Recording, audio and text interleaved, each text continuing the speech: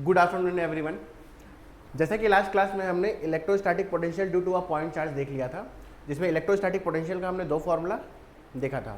एक फार्मूला हमारा work done पर यूनिट टेस्ट चार्ज आया था पोटेंशियल का, और एक फार्मूला हमारा क्या आया था KQ/R, जिसमें K का जो वैल्यू होता है 1/4πε0 होता है। तो कौन कौन सा दो फार्मूला हमने देखा था? एक पोटेंशियल का फार्मूला क्या आया था? वर्क डन पर यूनिट टेस्ट चार्ज। और एक पोटेंशियल का फार्मूला हमारा क्या आया था? तो एक फार्मूला आया था KQ/R, है ना? क्या आया था? KQ/R, जिसमें K का वैल्यू हम लोग Q/4πε0R भी लिख सकते हैं, दोनों सेम है। K का वैल्यू बस 1/4πε0 हम लोग पुट करते हैं, ठीक है। तो इलेक्ट्रोस्टैटिक पोटेंशियल का ये दो फार्मूला हमने देखा था।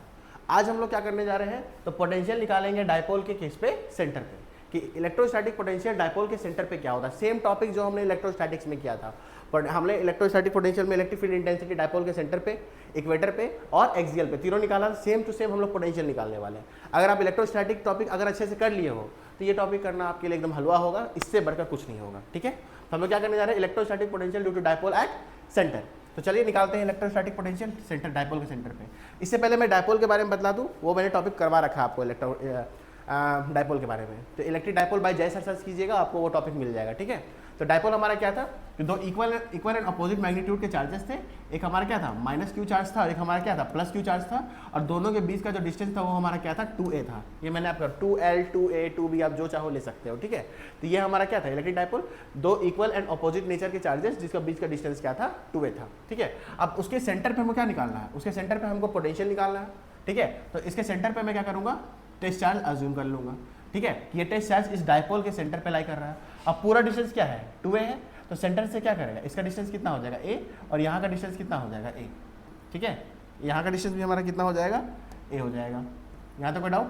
यहाँ से डिस्टेंस भी ये a हो जाएगा, ये भी हमारा क्या हो जाएगा? a हो जाएगा।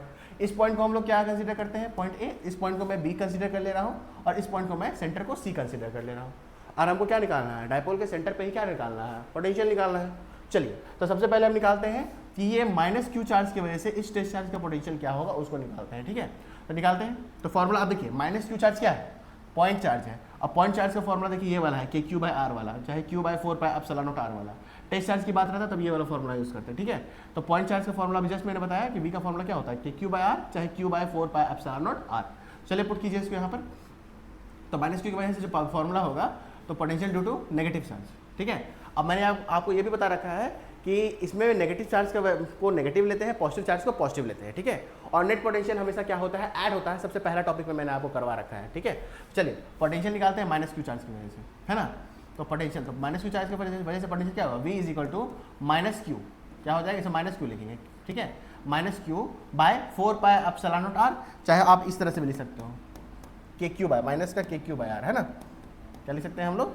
V = माइनस का क्या हो जाएगा? KQ/R। ये -q है ना, ये चार्ज क्या है? नेगेटिव चार्ज है, तो नेगेटिव साइन लग गया, ठीक है। अब सिमिलरली अगर नेट अब दूसरे वाले का निकालते हैं potential due to positive charge की वजह से, ठीक है। तो पॉजिटिव चार्ज का पोटेंशियल क्या होगा? KQ/ क्या हो जाएगा? हमारा R हो जाएगा। ये हमारा क्या हो गया? इक्वेशन फर्स्ट, और ये हमारा क्या हो जाएगा? Equation second. अब मैंने आपको क्या बता रखा था कि नेट पोटेंशियल में हम लोग क्या करते हैं? दोनों को हमेशा ऐड करते हैं। तो इसको मैं मान लेता हूँ V1, और इसको मैं मान ले रहा हूँ V2, ठीक है। V2 किसके कारण पोटेंशियल है? पॉजिटिव चार्ज के कारण KQ/R। और V1 किसके कारण पोटेंशियल है? नेगेटिव चार्ज के कारण। इसका क्या है? माइनस का KQ/R। अब नेट पोटेंशियल मैंने आपको बता रखा था, नेट पोटेंशियल हमेशा क्या होता है? ऐड होता है। यानी नेट पोटेंशियल दोनों का ऐड कीजिए, V1 प्लस क्या हो जाएगा? V2 हो जाएगा। अब V1 हमारा क्या है? माइनस का KQ/R, और V2 क्या है? प्लस का KQ/R। अब देखिए माइनस और प्लस कट जाएगा तो नेट पोटेंशियल हमारा क्या आ जाएगा? 0। V नेट हमारा कितना आ जाएगा? एट द सेंटर 0, यानी कि net potential at the centre हमारा क्या हो जाएगा? 0 हो जाएगा। ये बात ध्यान रखिएगा, ठीक है। तो इलेक्ट्रोस्टैटिक पोटेंशियल में डायपोल के सेंटर पे जो नेट पोटेंशियल होता है वो हमारा क्या होता है? 0 होता है। ये हमने यहाँ पर प्रूफ कर लिया, ठीक है। अब नेक्स्ट टॉपिक में हम लोग करेंगे इलेक्ट्रोस्टैटिक पोटेंशियल निकालेंगे डायपोल का किस पे? तो सेंटर पे निकाल लिया हमने, एक्सिस और इक्वेटर पे निकालेंगे। सेम टॉपिक है। अगर आपने इलेक्ट्रोस्टैटिक्स कर रखा है तो ये आपके लिए काफ़ी ईजी होगा समझने में, ठीक है। Thank you.